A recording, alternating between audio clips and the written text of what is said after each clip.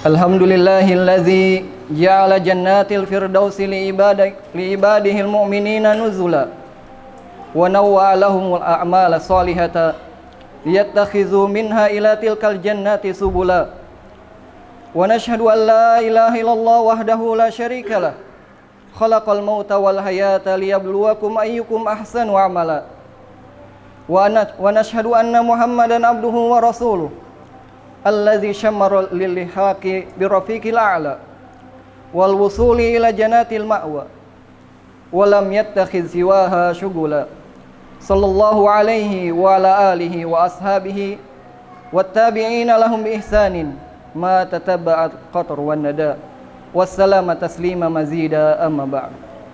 Ayuhan nas ittaqullaha ta'ala wasari'u ila magfiratin min rabbikum wa jannatin arduha samawati wal ard uiddat lil muttaqin allazina yunfikuna fi sarra'i wad dharra'i wal kazimina al ghaiza wal afina 'anil nas wallahu yuhibbul muhsinin wallazina idza fa'alu fahishatan aw zalamu anfusahum zakarullaha fastaghfaru li dhunubihim wa may yaghfiru dhunuba illa Allah walam yusirru ala ma fa'alu wa hum ya'lamun ulaika jazaohum maghfiratun min rabbihim wa jannatun tajri min tahtiha al-anharu khalidina fiha wa ni'ma ajrul 'amilin. Jemaah Jumat rahimakumullah, mari kita tingkatkan ketakwaan kita kepada Allah Subhanahu wa taala, yaitu dengan ketakwaan yang sebenar-benarnya, dengan mengamalkan apa yang diperintahkan oleh Allah Subhanahu wa taala dan oleh Rasulnya sallallahu alaihi wasallam, serta menjauhi apa yang dilarang olehnya dan Rasulnya sallallahu alaihi wasallam. Jamaah Jumat rahimakumullah, apakah cita-cita tertinggi dari seorang muslim itu? Bagaimana pula jalan untuk meraihnya? Sebelum menjawab pertanyaan berikut, mari kita simak kisah menarik berikut ini. Kisah ini menceritakan tentang seorang pria dari kalangan sahabat Nabi sallallahu alaihi wasallam.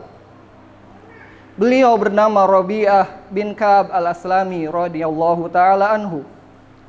Ia adalah seorang yang sangat fakir, tidak memiliki rumah dan biasa tidur di emperan Masjid Nabawi. Namun, dia senantiasa mengisi waktunya untuk berkhidmat kepada Rasulullah sallallahu alaihi wasallam.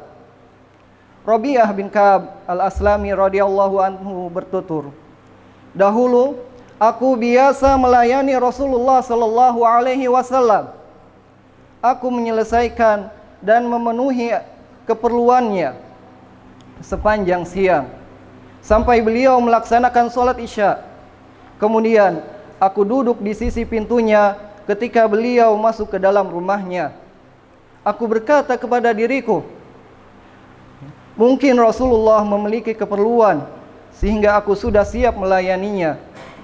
Aku terus mendengar beliau mengatakan subhanallah, subhanallah, subhanallah wa bihamdi, sehingga aku lelah, kemudian aku pulang, atau aku dikalahkan oleh kantukku sehingga aku tertidur di sana. Karena melihat semangat dan kesungguhanku dalam membantu dan melayani Rasulullah sallallahu alaihi wasallam, pada suatu hari beliau berkata kepadaku, mintalah kepadaku wahai Rabi'ah, niscaya aku akan memberimu. Mendengar tawaran tersebut, aku berkata kepada beliau, biarkan aku berpikir dahulu wahai Rasulullah, besok-besok aku beritahukan kepadamu. Maka aku pun merenung dan menyadari bahwa dunia itu fana dan akan sirna. Aku juga telah memiliki rizki yang sudah ditentukan, yang akan mencukupiku dan mendatangiku.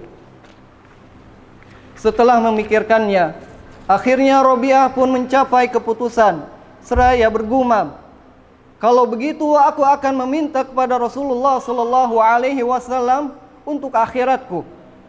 Sungguhnya beliau memiliki kedudukan yang mulia di sisi Allah. Maka aku pun mendatangi Rasulullah sallallahu alaihi wasallam.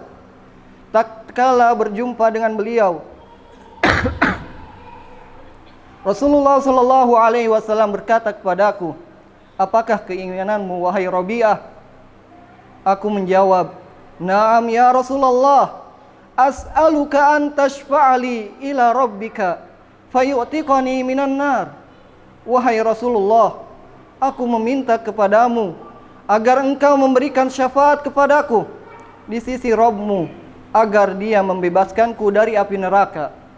Dalam riwayat Imam Muslim, Rabi'ah berkata, "As'aluka murafaqataka fil jannah."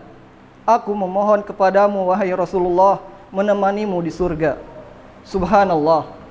Mendengar permohonan tersebut, Rasulullah sallallahu alaihi wasallam bertanya, "Siapakah kiranya yang telah menyuruhmu untuk meminta hal ini?" Rabi'ah pun menjawab, "Demi yang mengutusmu dengan kebenaran, tidak ada seorang pun yang menyuruhku. Namun, tatkala aku berpikir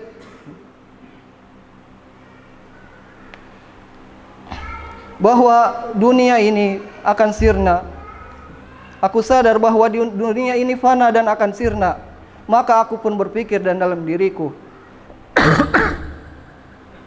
aku sadar bahwa dunia ini akan ditentukan, bahwa rizki ini sudah ditentukan, yang akan mencukupiku dan mendatangiku. Maka aku pun memutuskan, kalau begitu aku akan meminta kepada Rasulullah untuk akhiratku." Mendengar penjelasan tersebut, beliau pun berdiam sejenak. Kemudian berkata kepadaku, "Inni fa'ilun fa'inni ala nafsika bikasrati sujud."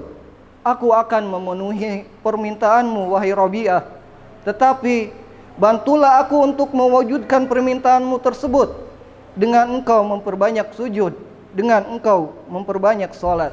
Hadis riwayat Ahmad.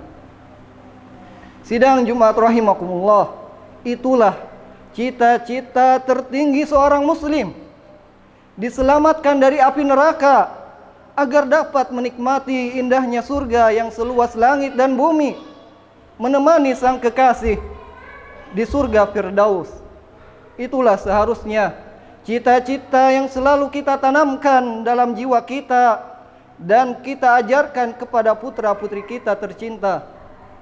Sebab itulah kesuksesan yang hakiki, sebagaimana ditegaskan oleh Allah Subhanahu wa taala, "Faman zuhziha 'anil nar wa udkhilal jannata faqad faz."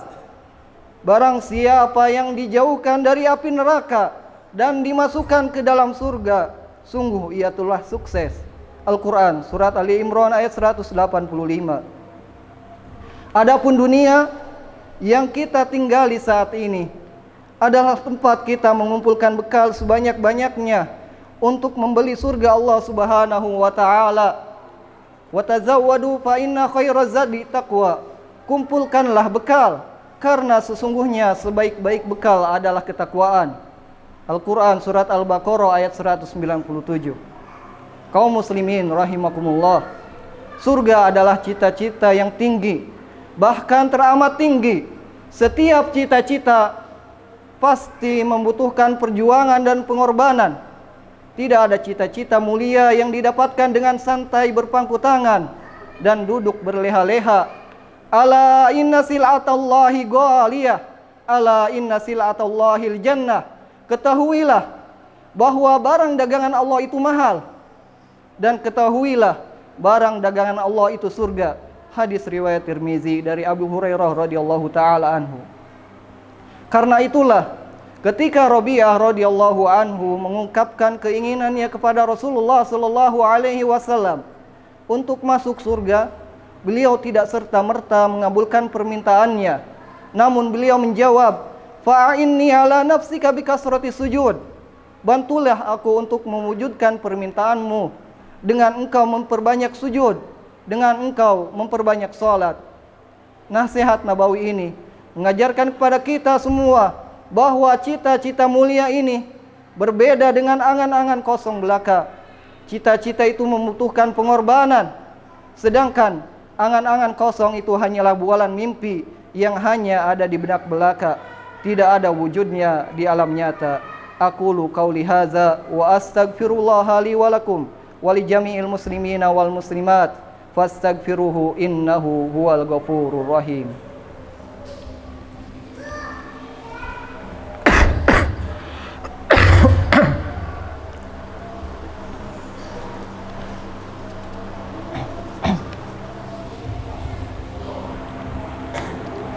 Alhamdulillahi wahdah, wassalatu wassalamu ala man la nabiyya ba'dah. Jamaah Jumat rahimakumullah.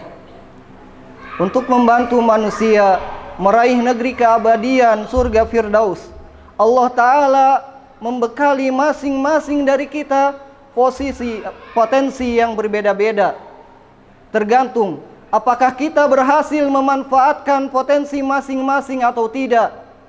Ada yang dibekali Allah Subhanahu wa Ta'ala dengan kekayaan harta yang melimpah ruah. Maka beruntunglah orang-orang yang berhasil memanfaatkannya untuk membeli surga Allah dengan harta tersebut.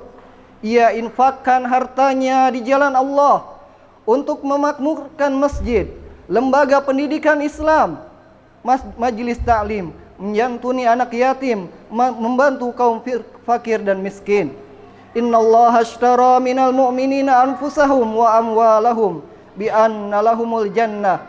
Sungguhnya Allah membeli dari orang-orang mukmin baik diri maupun harta mereka dengan memberikan surga untuk mereka. Al-Quran surat At-Taubah ayat 111. Ada pula yang dibekali Allah Subhanahu wa Ta'ala dengan ilmu pengetahuan agama yang luas.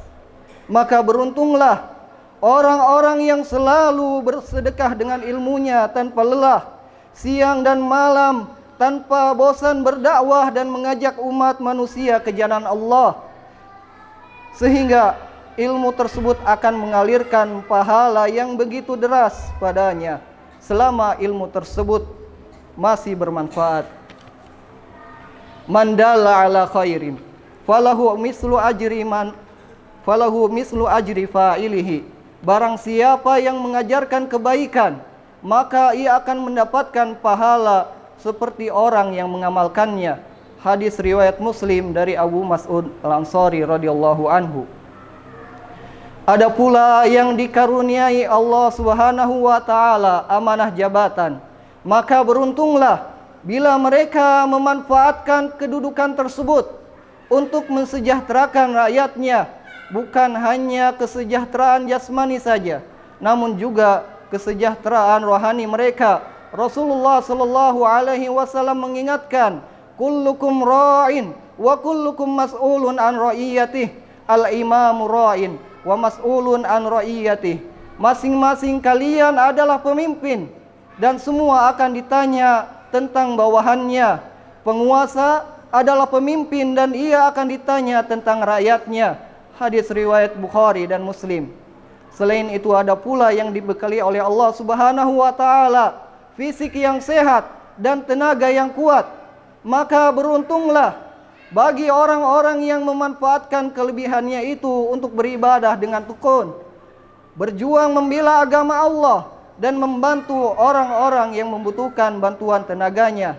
Imam Malik rahimahullahu ta'ala berpetua, innallaha qasamal a'mala kama qasamal arzaq farubba rajulin futiha lahu fis shalah wa lam yuftah lahu fis shaum wa akhar futiha lahu fis sadaqah wa lam yuftah lahu fis shaum wa akhar futiha lahu fil jihad. Sesungguhnya Allah membagi-bagi amalan seperti dia membagi-bagi rizki. Ada orang yang kuat untuk berlama-lama menunaikan sholat sunnah, namun dia tidak kuat untuk berpuasa. Ada pula yang mampu untuk banyak-banyak bersedekah, namun tidak mampu untuk berpuasa. Ada juga yang diberi keberanian untuk berjihad. Ala wa sallu wa sallimu rahimakumullah alal hadil bashir wa sirajil munir kama amarakum bidzalika latiful khabir. Faqala fi muhkamit tanzil, innallaha wa malaikatahu yusalluna 'alan nabi ya ayyuhallazina amanu sallu 'alaihi wa sallimu taslima. Allahumma salli ala Muhammad وعلى آل محمد كما صليت على إبراهيم وعلى آل إبراهيم إنك حميد مجيد اللهم بارك على محمد وعلى آل محمد كما باركت على إبراهيم وعلى آل إبراهيم إنك حميد مجيد ربنا ظلمنا أنفسنا وإن لم تغفر لنا وترحمنا لنكونن من الخاسرين ربنا اغفر لنا ولإخواننا الذين سبقونا بالإيمان ولا تجعل في قلوبنا غلا للذين آمنوا ربنا إنك رؤوف رحيم ربنا لا تزغ قلوبنا بعد إذ هديتنا وهب لنا من لدنك رحمة إنك أنت الوهاب اللهم إنا نسألك الجنة ونعوذ بك من النار اللهم إنا نسألك الجنة ونعوذ بك من النار اللهم إنا نسألك الجنة ونعوذ بك من النار ربنا اغفر لي ولوالدي وارحمهما ربنا آتنا في الدنيا حسنة وفي الآخرة حسنة وقنا عذاب النار وصلى الله على نبينا محمد وعلى آله وصحبه وسلم آخر دعوانا أن الحمد لله رب العالمين أقيموا الصلاة. Al Yusra TV, menuntun umat dengan ilmu.